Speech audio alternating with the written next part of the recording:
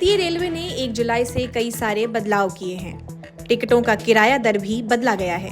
तो वहीं अब रेल टिकट बुक करना आपके लिए बेहद आसान होने जा रहा है। रेलवे ने टिकट बुकिंग से लेकर कई सुविधाओं वाला एक ऐप लॉन्च किया। इस ऐप के जरिए आप रेल टिकट बुक कर सकते हैं, साथ ही कई और सुविधाओं का भी लाभ उठा सकते हैं। इस ऐप का नाम है रेल वन। रेल वन अपने पैसेंजर्स के लिए वन स्टॉप सॉल्यूशन बनने जा रहा है, जिसमें रेलवे की कई सेवाओं को एक ही प्लेटफॉर्म पर लाया गया है। इसमें आपको ये 9 सुविधाएं मिलेंगी। रेल वन ऐप में क्या क्या सुविधाएं मिलेंगी, यहाँ जानिए। रिजर्व टिकट बुकिंग हो सकेगी, अनरिजर्व टिकट बुकिंग की सुविधा मिलेगी, प्लेटफॉर्म टिकट भी ले सकते हैं, मंथली टिकट पास प्राप्त कर सकेंगे, इस ऐप के जरिए ट्रेन की रियल टाइम ट्रैकिंग कर पाएंगे, पीएनआर स्टेटस चेक कर सकेंगे, ऑनलाइन फूड ऑर्डर की सुविधा मिलेगी, शिकायत के लिए रेलवे की मदद भी मिलेगी, साथ ही रिजर्व टिकट के लिए टीआरडी फाइलिंग की सुविधा मिलेगी। रेल वन ऐप में एक सिंगल साइन इन की खास सुविधा दी गई है। इससे यूजर्स को कई पासवर्ड रखने की जरूरत नहीं पड़ेगी। रेल वन ऐप डाउनलोड करने के बाद रेल कनेक्ट या यूटीएस ऑन मोबाइल ऐप की मौजूदा यूजर आईडी से लॉगिन किया जा सकता है। इसके कारण उपयोगकर्ताओं को अलग अलग सेवाओं के लिए अलग अलग ऐप रखने की जरूरत नहीं पड़ती, जिससे डिवाइस की स्टोरेज भी बचती है। अधिक जानकारी दे रहे हैं रेलवे के डिप्टी डायरेक्टर पीआरओ। यात्रियों की सुविधा के लिए भारतीय रेल द्वारा लगातार प्रयास किए जा रहे हैं और इसी श्रृंखला में 1 जुलाई से कई महत्वपूर्ण बदलाव भारतीय रेल द्वारा किए जा रहे हैं। सबसे बड़ा बदलाव तो तत्काल टिकटों के संबंध में किया जा रहा है।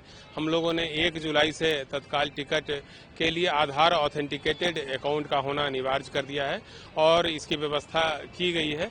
इसके अलावा हम लोग कोशिश कर रहे हैं कि अपने सॉफ्टवेयर में ऐसे बदलाव लाएं कि ओटीपी आधारित तत्काल टिकट जारी करना प्रारंभ कर दें। इसी तरह से किराया के जो स्ट्रक्चर है उसमें बदलाव का निर्णय लिया गया है। 1 जुलाई से नई किराया सूची जो है वह लागू की जा रही है। जो नई किराया सूची भारतीय रेल द्वारा तैयार की गई है उसमें सबअर्बन ट्रैफिक पर किसी प्रकार का दबाव नहीं डाला गया है। किराए में किसी प्रकार की तब्दीली जो है नहीं की गई है। इसी तरह से मासिक और त्रैमासिक टिकटों का किराया भी जो है वह पहले की तरह ही रखा गया है, उसमें किसी प्रकार का बदलाव नहीं लाया गया है। साथ ही जो जनरल क्लास में यात्री ट्रेवल करते हैं उनके लिए भी 500 किलोमीटर की दूरी तक कोई बदलाव नहीं लाया गया है, वह किराया जो है सेम ही रखा गया है। जनरल क्लास में 500 किलोमीटर से अधिक की यात्रा पर किराए में आधा पैसे प्रति किलोमीटर की वृद्धि की गई है। यदि इसको मॉनेटरी टर्म में हम लोग तब्दील कर दें, रुपए में तब्दील कर दें, तो 501 किलोमीटर से लेकर के 1500 किलोमीटर की यात्रा पर प्रति यात्री 5 रुपया किराया बढ़ाया गया है। इसी तरह से 1501 किलोमीटर से 2500 किलोमीटर की दूरी तक का जो किराया है वह 10 रुपये बढ़ा दिया गया है और 2501 किलोमीटर से 3000 किलोमीटर के बीच की दूरी पर किराया जो है वह 15 रुपये बढ़ाया गया है। जो मेल एक्सप्रेस गाड़ियां हैं उसमें हम लोगों ने नॉन एसी क्लास में किराया जो है वह प्रति यात्री प्रति किलोमीटर किराया जो है 1 पैसा बढ़ाया गया है, जबकि एसी क्लास में किराया जो है वह 2 पैसा प्रति किलोमीटर बढ़ाया गया है। इसके अलावा जो दूसरे चार्जेस हैं हमारे उसमें किसी प्रकार का बदलाव नहीं लाया गया है, चाहे तो वह रिजर्वेशन का चार्ज हो वह सेम रखा गया है और जो स्लीपर चार्जेस हैं उसमें भी कोई बदलाव नहीं लाया गया है। इसके अलावा और भी एक बात स्पष्ट कर दूं कि जो किराया वृद्धि है वो यह 1 जुलाई 2025 से लागू की गई है। जो टिकट 1 जुलाई 2025 के पहले बना ली गई है उस पर यह वृद्धि लागू नहीं होगी, यानी कि जो टिकट 1 जुलाई 2025 की मध्य रात्रि से बननी चालू होगी उसी पर बढ़ा हुआ किराया अप्लाई होगा। यदि किसी यात्री ने पहले से ही टिकट ले लिया है तो उनको दोनों किरायों में जो डिफरेंस है वह अदा नहीं करना पड़ेगा। एक और महत्वपूर्ण सूचना जो भारतीय रेल की ओर से है वह यह है कि आरक्षण चार्टिंग के समय में हम लोग बदलाव की तैयारी कर रहे हैं। पहले आरक्षण चार्टिंग जो है वह गाड़ी के प्रस्थान के, गाड़ी के डिपार्चर के 4 घंटा पहले किया जाता था। अब उसको बदल करके गाड़ी के प्रस्थान के 8 घंटा पहले करने का फैसला लिया गया है। लेकिन जो गाड़ियां 2 बजे दोपहर 2 बजे या उससे पहले आरंभ होती है, उसका डिपार्चर यदि पहले होता है तो फिर उस गाड़ी का जो चार्ट है वह एक दिन पहले रात्रि 9 बजे तैयार कर लिया जाएगा। इससे जो वेटिंग लिस्ट के हमारे यात्री हैं उनको काफी फायदा होगा। उनको 8 घंटे पहले ही पता चल जाएगा कि उनकी टिकट कंफर्म हुई है या नहीं। उनको रेलवे स्टेशन पर आने में सहूलियत होगी और साथ ही जो यात्री जिनका टिकट कंफर्म नहीं होता है उनके लिए विकल्प होगा कि वह किसी और ट्रेन में अपना आरक्षण ले लें और या फिर किसी और दूसरे मोड से ट्रांसपोर्टेशन करें।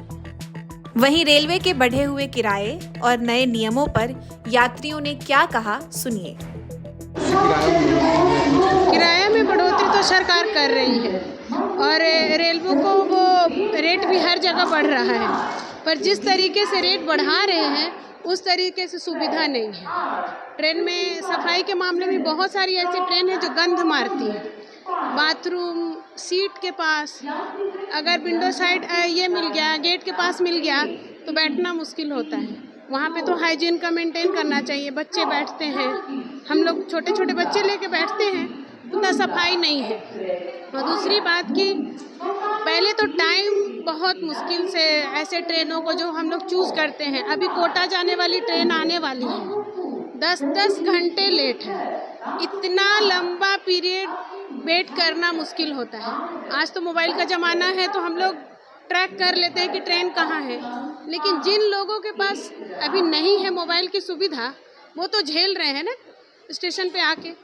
तो अगर रेट बढ़ा रहे हैं, इतनी हर चीज़ में रेट बढ़ रहा है, उसमें भी नॉन एसी है, एसी है, एसी वाले भी झेल रहे हैं, नॉन एसी वाले भी झेल रहे हैं, तो फ़ायदा क्या हुआ? एसी में चलने का फ़ायदा क्या हुआ? उतना पैसा बढ़ाने का हम लोग का तो कोई बेनिफिट नहीं। हम लोग टैक्स भी भर रहे हैं, उसका भुगतान भी कर रहे हैं, टिकट भी महंगे ले रहे हैं, सुविधा भी नहीं है। इस पे सरकार को बहुत ध्यान देना चाहिए और रेलवे को थोड़ा सुधार करना चाहिए इस सब चीज़ में। और बाकी तो हम लोग पब्लिक उनके साथ खड़े ही हैं, जैसा करेंगे उनके साथ आगे बढ़ना ही है हम लोग को। लेकिन 2-3 चीज़ें हैं उन पे बहुत ध्यान देना चाहिए। बच्चों की बातें जो मैंने कही, सफाई, बच्चे को हम मना नहीं कर सकते ना, खिड़की पे हाथ नहीं लगाओ, सीट पे हाथ नहीं लगाओ, नीचे नहीं लगाओ। इतनी सफाई तो नहीं ही होती है ट्रेन में जितनी होनी चाहिए, जितने पैसे हम लोग पे करते हैं।